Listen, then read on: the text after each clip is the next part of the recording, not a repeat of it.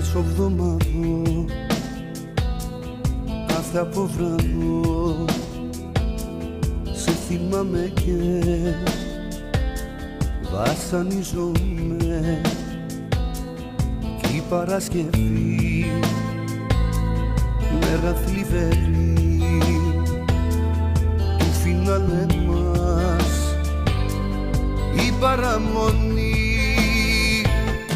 Κάθε βράδυ του Σαββάτου κλαίω με του θανάτου εξαιτίας σου.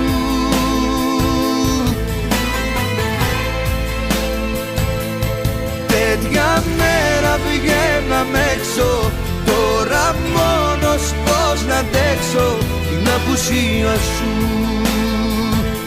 την απουσία σου.